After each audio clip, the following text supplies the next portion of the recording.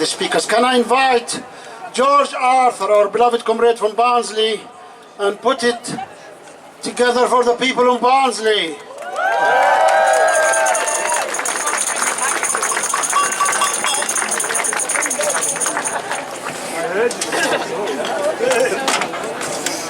I made it.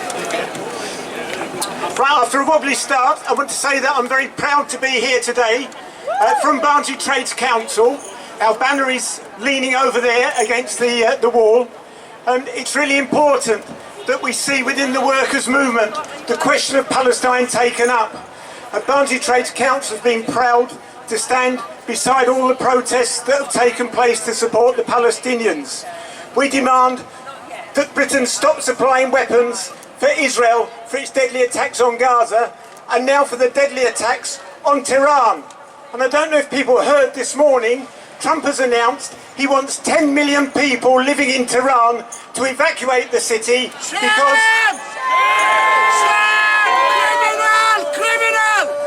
And Trump is the biggest criminal going. He's a person with the most enormous forces.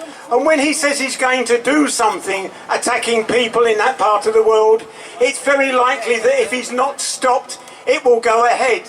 It's really important that we look at what's happening in the Middle East at the moment, look at history and see what happened in the Balkans in the period leading up to 1914. Various imperial countries thought that they could poke their finger into the Balkans and stir things up, and it led to a war which lasted from 1914 to 1918. Millions were slaughtered in that. Huge numbers of people are being slaughtered in the Middle East at the moment, but there's no guarantee it's going to stop at that. I'm really pleased to have the Trades Council banner here from Barnsley. I would like to see more trade union banners on future protests, because workers have the power to make a real difference. The huge numbers on demonstrations, on boycott Israeli goods protests, etc., have meant that the issue of Gaza has been constantly at the front of media coverage in a way it has not been in previous years. And it's impressive to see so many of us here today from right across the north of England. I'm pleased to see the coalition against the Israeli apartheid here from Sheffield, the Palestine Solidarity Campaign, Stop the War, XR who have protested outside a number of firms supplying arms, We Demand Change, and so many others. And we need to take the lesson from today that each of our campaigns is important, but when we unite and come together, we have the power to make a real difference.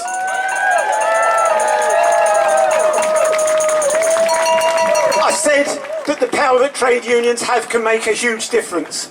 A small example of that is that on Thursday the 5th of June, workers at the French port in Marseille refused to load 3 containers full of military equipment.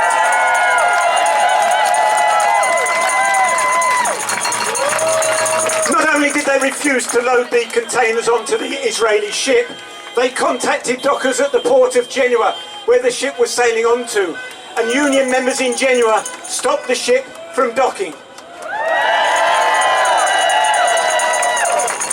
Not just that, but dock workers in Antwerp, Belgium have also refused to load Israeli ammunition parts onto Israeli ships. We need more actions like this. But it's also important, and this has been mentioned earlier on, that we send an important message loud and clear to the workers inside Forge Solutions. We are not calling for them to lose their jobs. We are calling on Forge Solutions to stop making weapons and to use the skills that the workers have here to produce useful items for the benefit of all humankind.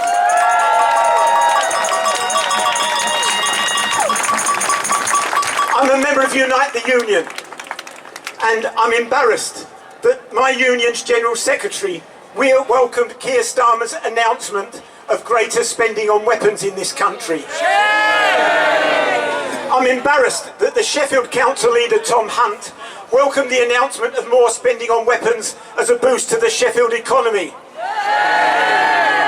We don't want Sheffield to be boosted by making weapons that slaughter Palestinians in Gaza or anywhere else in the world. And we need to remember from experience of past wars that countries that attack others and send weapons to kill people in other parts of the world very often find that weapons are thrown back against them. Sheffield did not become a safer place if it builds up more armaments production. It becomes less safe for people around the world and for people in South Yorkshire.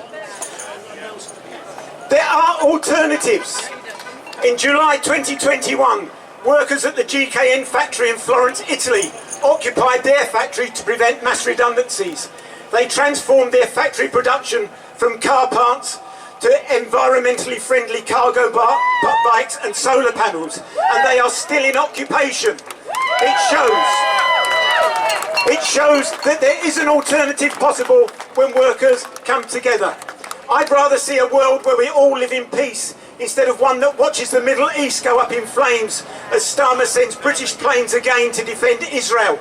And it's actions like this that make a difference, along with the Friday tea time station protests and the demos like next Saturday's. Solidarity to the people of Palestine. Solidarity to everyone who stands for a better world. Thank you very much. Thank you, George.